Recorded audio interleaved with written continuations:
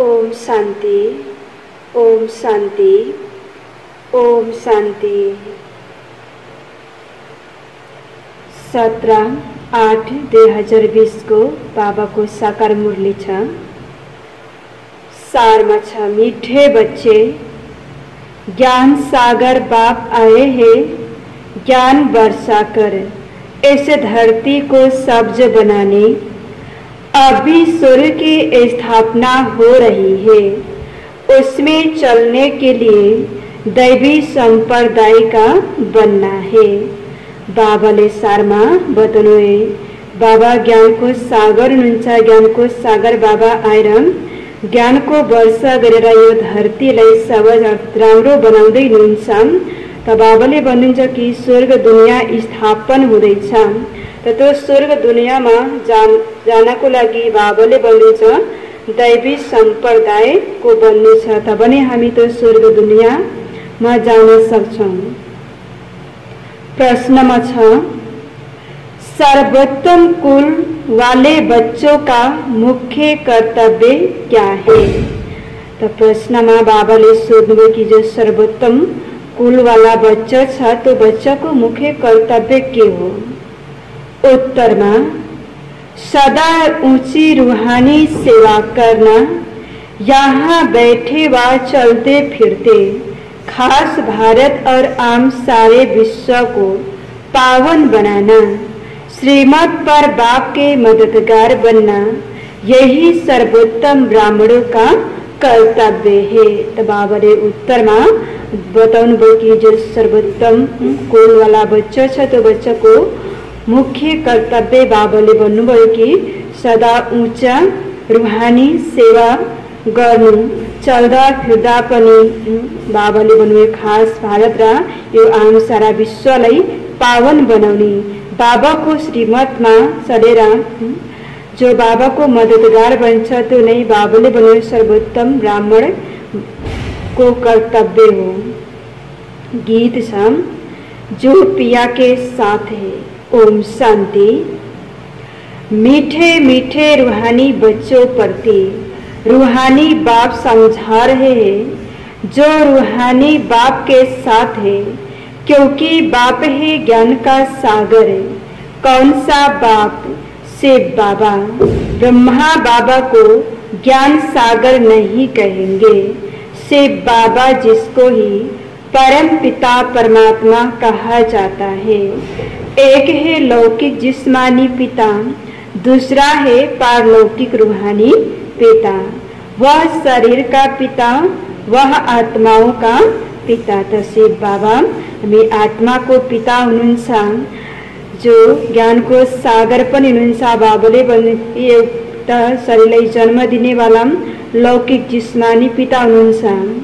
यह बड़ी अच्छी रीति समझने की बातें है और यह ज्ञान सुनाने वाला है ज्ञान सागर।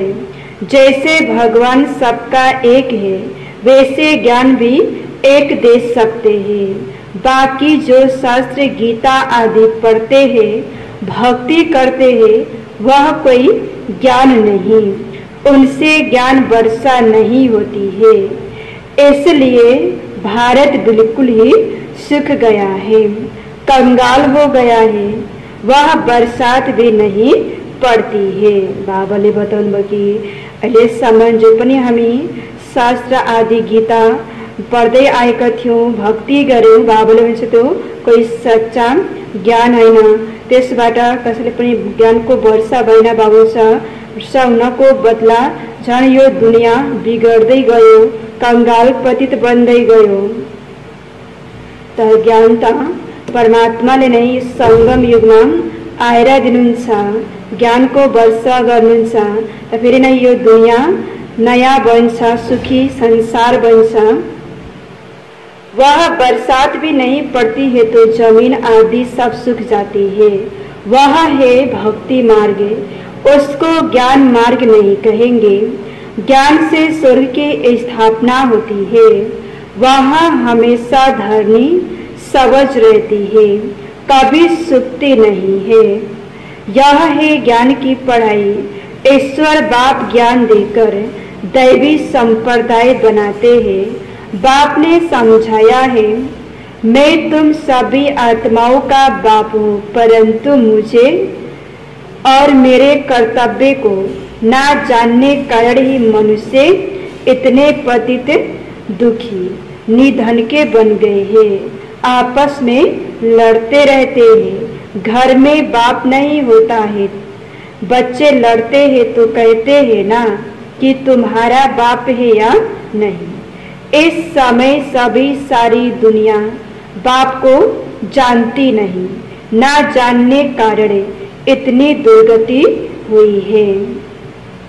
जानने से सदगति होती है। सर्व का सदगति दाता एक है। आजा एक परमात्मा भगवान ले ना जानना को कारण ले बाबले बंदेन जो कि मनुष्य इति दुखी पतित बने को सा आपस में लड़ाई झगड़ा गरी राखे को सा जब परमात्मा लई जान सा हमें परमात्मा लई चिन्ह कि परमात्मा हमें आत्मा को पिता हो, हमें एवटे परमात्मा को बच्चा आपस में भाई भाई हो। तो जो परमात्मा को कर्तव्य ना जानना को कारण मनुष्य इति दुखी बने को सा जब हमें परमात्मा लई चिन्ह परमात्मा को कर्तव्य लई हमें जान बने बाबुल से तिम्रो सदगति हुनुहुन्छ। सदगति करने वाला एक परम पिता परमात्मा हुनुहुन्छ। उनको बाबा कहा जाता है। उनका नाम शिव ही है। उनका नाम कभी बदल नहीं सकता। जब संन्यास करते हैं तो नाम बदलते हैं ना।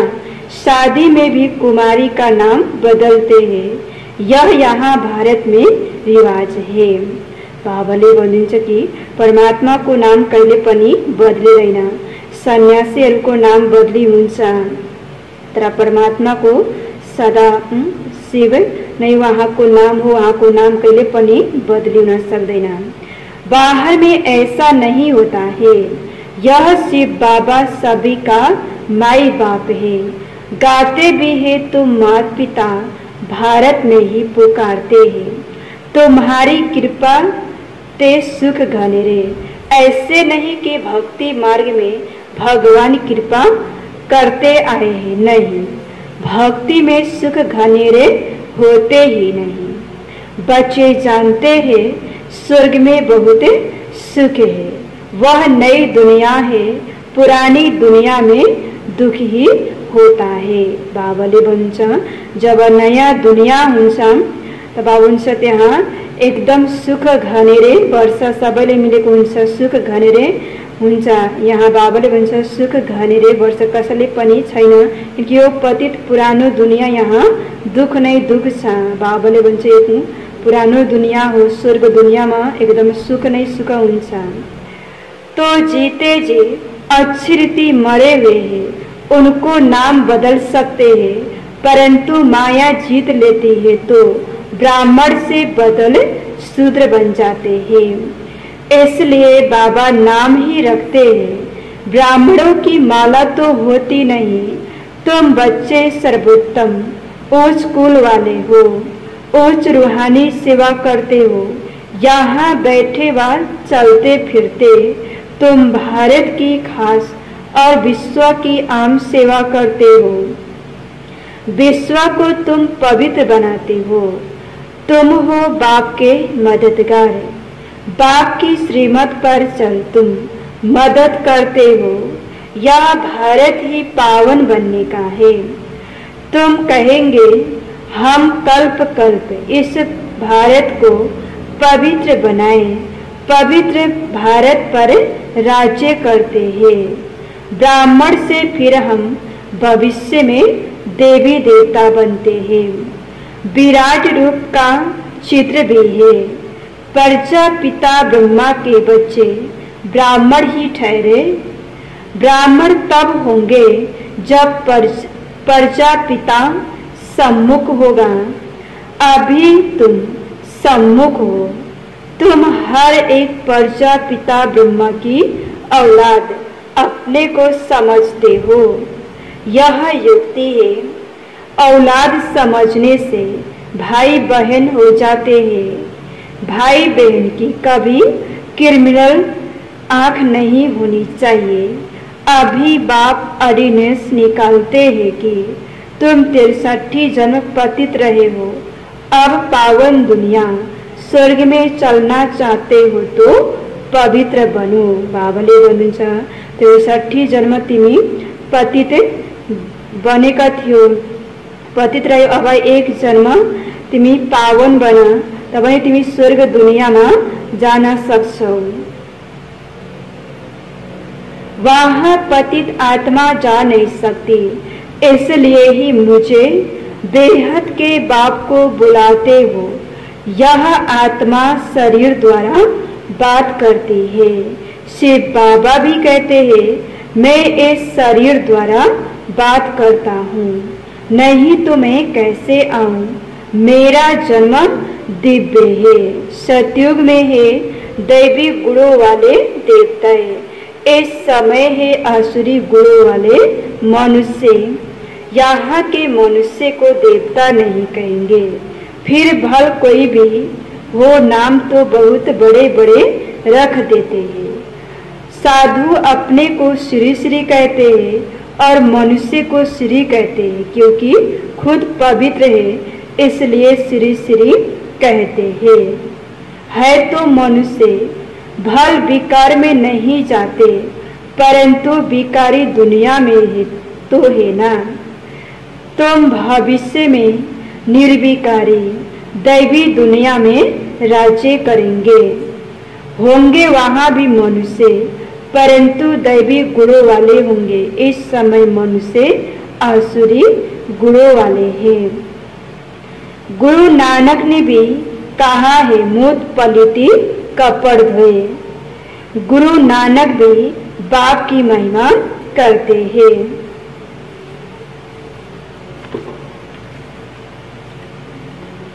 बाप आकर अब बाप आए हैं स्थापना और विनाश करने, और जो भी धर्म स्थापक है वह सिर्फ धर्म स्थापन करते हैं और धर्मों का विनाश नहीं करते। उन्हों की तो वृद्धि होती रहती है। बाबा अनुभव को साम नया दुनिया स्थापना गर्न र यो पुरानो दुनियाँको विनाश गराउनुहुन्छ। र जो पनि धर्म स्थापकहरू आउनुहुन्छ आएर उहाँहरू सिर्फ आफ्नो धर्म स्थापन गर्नुहुन्छ, तर बाबुन्छ अरू धर्मको विनाश हुँदैन, अझै तो अरू धर्म वृद्धि हुँदै जान्छ। तर परमात्मा आएर नयाँ दुनिया स्थापना गर्नुहुन्छ र यो पुरानो दुनिया पुरानो अरू धर्मको विनाश हुन्छ। एक आदि सनातन देवी देवता धर्म स्थापन हुन्छ। अभी बाप वृद्धि को बंद करते हैं। एक धर्म की स्थापना और अनेक धर्मों का विनाश करा देते हैं। ड्रामा अनुसार यह होना ही है। बाप कहते हैं मैं आदि सनातन देवी देवता धर्म की स्थापना कराता हूँ, जिसके लिए तुम पढ़ा रहा हूँ। सतयुग में अनेक धर्म होते ही नहीं। बाबाले भन्नुहुन्छ कि आदि सनातन देवी देवता को स्थापना गराउँदै हुनुहुन्छ, उसको लागि नै बाबाले हामीलाई यो पढाइ पढाउँदै हुनुहुन्छ। त बाबा हुन्छ जब सतयुग दुनिया हुन्छ त त्यहाँ सतयुग दुनियामा एउटै धर्म हुन्छ, आदि सनातन देवी देवता धर्म, अरू अनेक धर्म हुँदैन। ड्रामा में इन सबके वापिस जाने की नूर है। इस विनाश को कोई टाल नहीं सकते। विश्व में शांति तब होती है जब विनाश होता है। तब बाबाले भन्नुहुन्छ कि यो पुरानो दुनियाँको विनाश हुनु नै छ, यो टालेर टाल्ने वाला छैन। बाबाले भन्छ विश्वमा शान्ति तब आउँछ जब यो पुरानो दुनियाँको विनाश हुन्छ। इस लड़ाई द्वारा ही स्वर्ग के गेट खुलते हैं। यह भी तुम लिख सकते हो कि यह महाभारी लड़ाई कल्प पहले भी लगी थी। तुम प्रदर्शनी का उद्घाटन कराते हो तो यह लिखो बाप परमधाम से आए हैं हेवन का उद्घाटन करने। बाप कहते हैं मैं हेवनली गॉडफादर हेवन का उद्घाटन करने आया हूँ। बच्चों की ही मदद लेता हूँ। बाबा परमधाम बटम आएर हेबिन दुनियाँको उद्घाटन गरिदिन्छ, नयाँ दुनियाँ बनाउँदिन्छ। त्यो उद्घाटन गर्नको लागि बाबाले भन्छ तिमी बच्चाहरूको मद्दत लिन्छु, तिमी बच्चाहरूको मद्दतद्वारा नै मैले तो हेबिन दुनिया को उद्घाटन गर्छु, स्वर्गवासी बनाने के लिए। इतनी सब आत्माओं को पावन नहीं तो कौन बनाए?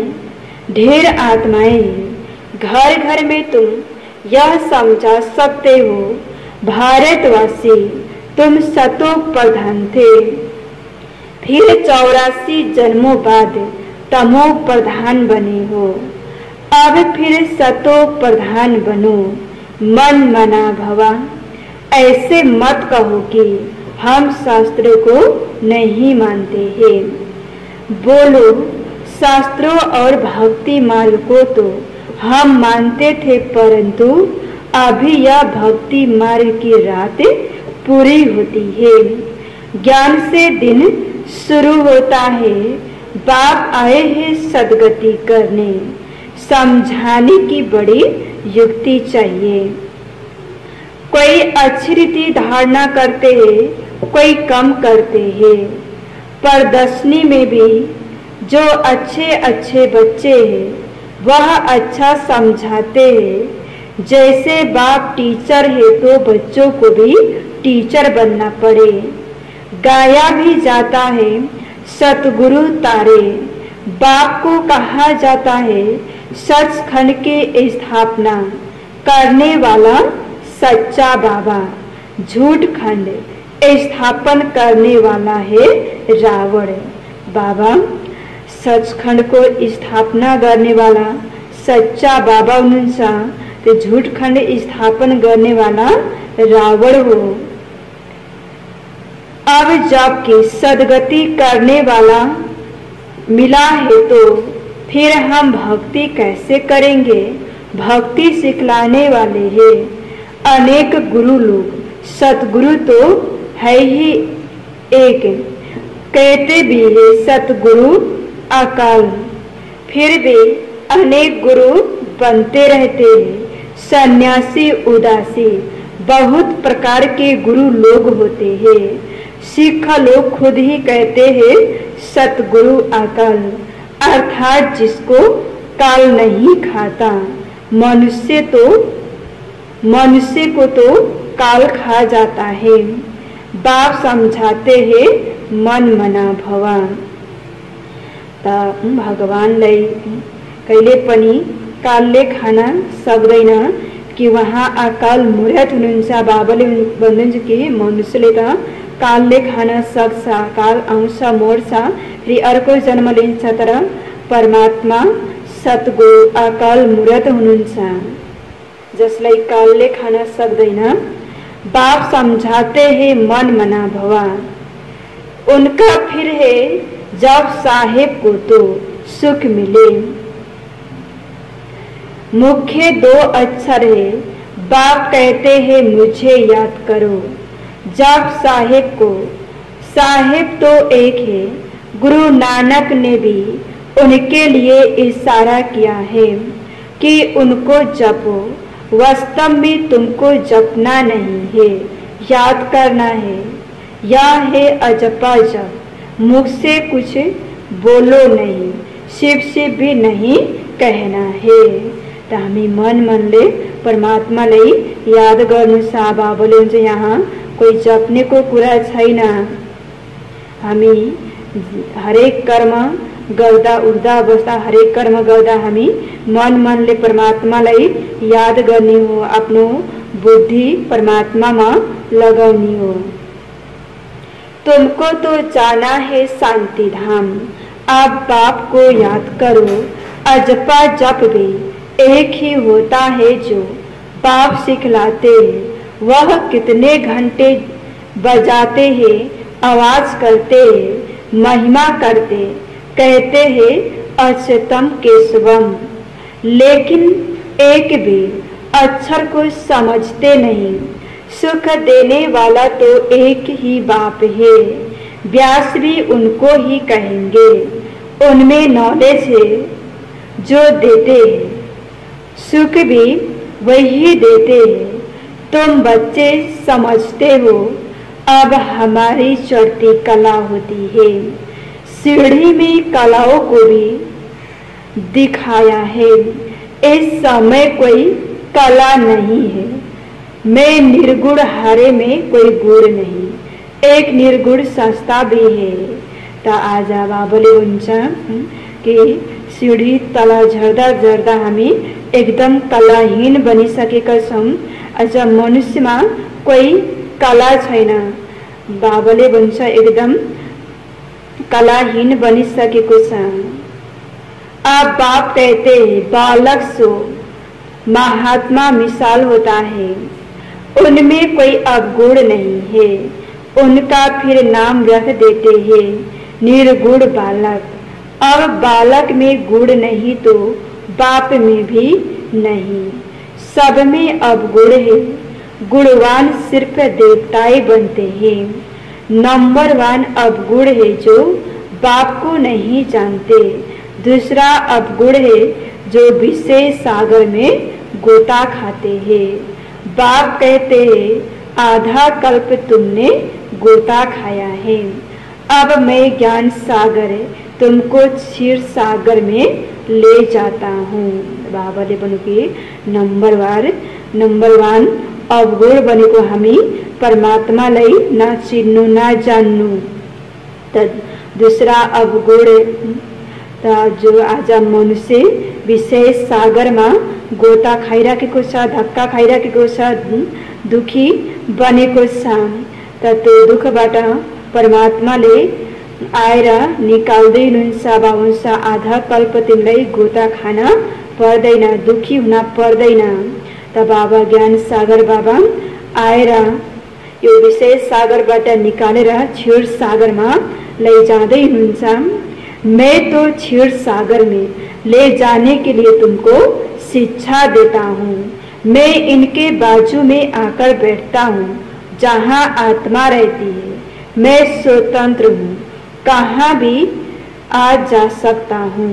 तुम पितरों को खिलाते हो तो आत्मा को खिलाते हो ना। शरीर तो भस्म हो जाता है, उनको देख भी नहीं सकते। बुलाने की आत्मा का श्राद्ध है, आत्मा को बुलाया जाता है, यह भी ड्रामा में पाठ है। कभी आती है कभी नहीं भी आती है, कोई बताते हैं कोई नहीं भी बताते हैं।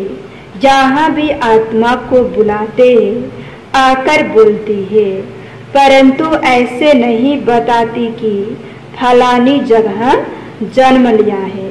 सिर्फ इतना कहेगी कि हम बहुत सुखी हैं, अच्छे घर में जन्म लिया है, अच्छे ज्ञान वाले बच्चे अच्छे घर में जाएंगे, कम ज्ञान वाले कम पद पाएंगे, बाकी सुख तो है।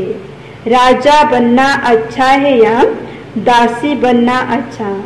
राजा बनना अच्छा है तो इस पढ़ाई में लग जाओ, दुनिया बहुत गंदी है। दुनिया के संग को कहेंगे कुसंग, एक सत का संग ही पार करता है, बाकी सब डुबोते हैं। बाप तो सबकी जन्म पत्री को जानते हैं ना। यह पाप की दुनिया है, तब तो पुकारते हैं और कहीं ले चलो। अब बाप कहते हैं मीठे मीठे बच्चों, मेरा बनकर फिर मेरी मत पर चलो। यह बहुत गंदी दुनिया है, करप्शन है, लाखों करोड़ों रुपए की ठगी होती है। अब बाप आए हैं बच्चों को स्वर्ग का मालिक बनाने। तब बाबाले भन्दै हुनुहुन्छ कि यो एकदम गंदी दुनिया, तम बहुत गंदी दुनिया को समय यहाँ बाबुन्छ लाखों करोड़ों रुपए को ठगी भइराखेको छ। यस्तो समयमा परमात्मा आएर बच्चाले स्वर्ग दुनिया को मालिक बनाउनको लागि आउनुभएको छ। तो अथाह खुशी होनी चाहिए ना। वास्तव में यह है सच्ची गीता। फिर यह ज्ञान प्राय लोप हो जाएगा।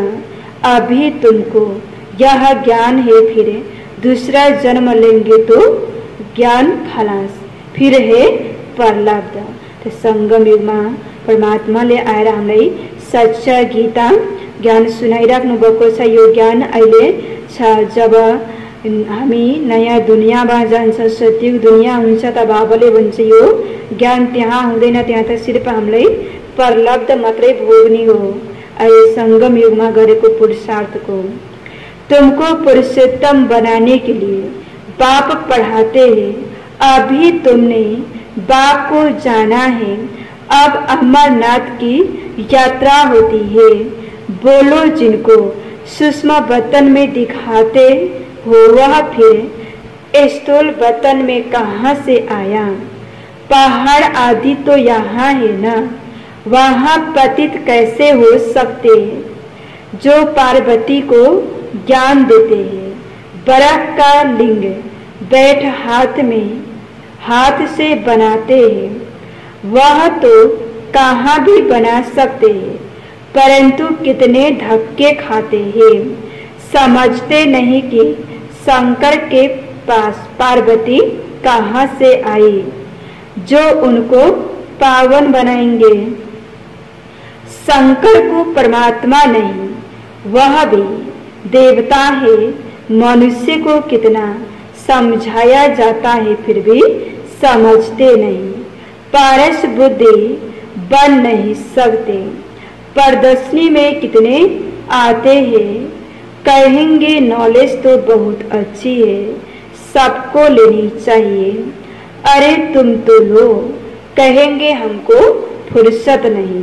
प्रदर्शनी में यह भी लिखना चाहिए कि इस लड़ाई के पहले बाप स्वर्ग का उद्घाटन कर रहे हैं। विनाश के बाद स्वर्ग के द्वार खुल जाएंगे। बाबा ने कहा था हर एक चित्र में लिखो पारलौकिक परम पिता परमात्मा त्रिमूर्ति शिव भगवानुवाच। त्रिमूर्ति ना लिखने से कहेंगे शिव तो निराकार है, वह कैसे ज्ञान देंगे? समझाया जाता है यही पहले गोरा था, कृष्णा था, फिर अब सावरा मनुष्य बना है। अब तुमको मनुष्य से देवता बनाते हैं। फिर हिस्ट्री रिपीट होनी है। गायन भी है मनुष्य से देवता किए, फिर सीढ़ी उतर मनुष्य बनते हैं, फिर बाप आकर देवता बनाते हैं। बाप कहते हैं मुझे आना पड़ता है। कल्प कल्प कल्प के संगम युगे आता हूँ, युगे युगे कहना रंग है। मैं संगम युग पर आकर तुमको पुण्य आत्मा बनाता हूँ। फिर रावण तुमको पाप आत्मा बनाते हैं। बाप ही पुरानी दुनिया को नई दुनिया बनाते हैं। यह समझने की बातें हैं। अच्छा, मीठे मीठे सिखलादे बच्चों प्रति माता पिता बाप दादा का याद प्यार और गुड मॉर्निंग। रूहानी बाप की रूहानी बच्चों को नमस्ते।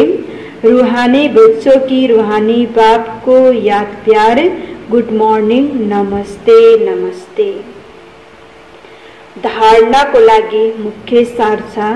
पहिला नंबर में बाप के समान टीचर बनना है। बड़ी युक्ति से सबको इस झूठ खंड से निकाल सच खंड में चलने के लिए लायक बनाना है। दूसरा नंबर में दुनिया का संग कुसंग है, इसलिए कुसंग से किनारा कर एक सत का संग करना है। उच्च पद के लिए इस पढ़ाई में लग जाना है। एक बाप की मत पर ही चलना है। आज को वरदान में छ संतुष्टता द्वारा सर्व में सर्व से प्रसन्न प्रशंसा प्राप्त करने वाले सदा प्रसन्न चित्त भवा। वरदान को विस्तार।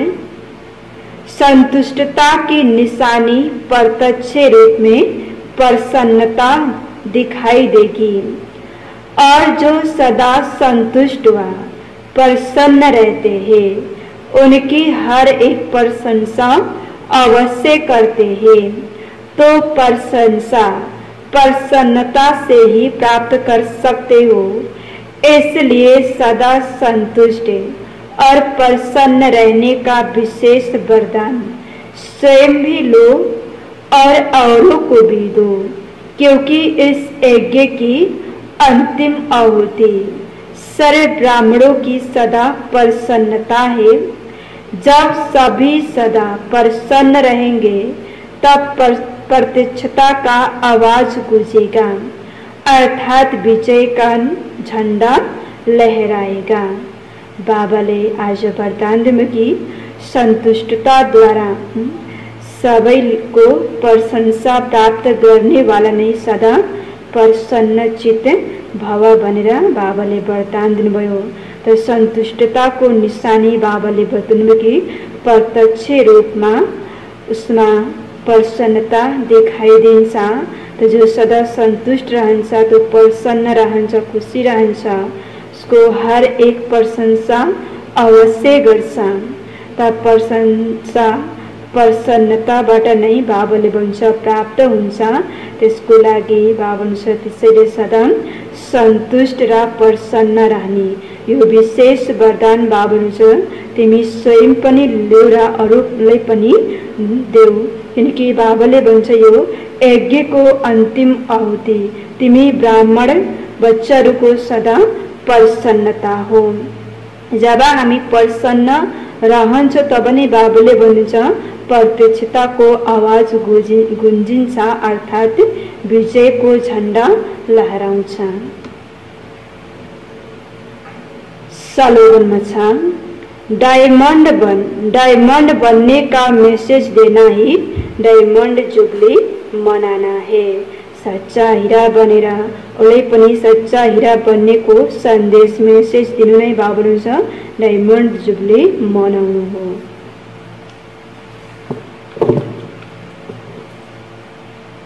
मुरली को सार में थियो मीठे बच्चे ज्ञान सागर बाप आए हैं, ज्ञान वर्षा कर इस धरती को सब्ज बनाने। अभी स्वर्ग की स्थापना हो रही है, उसमें चलने के लिए दैवी संप्रदाय का बनना है। प्रश्न उत्तर में थियो सर्वोत्तम कुल बच्चे, सर्वोत्तम कुल वाले बच्चों का मुख्य कर्तव्य क्या है?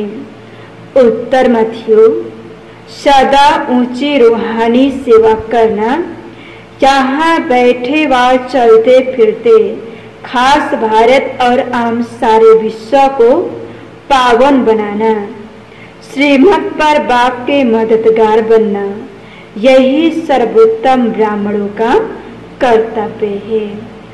ओम शांति।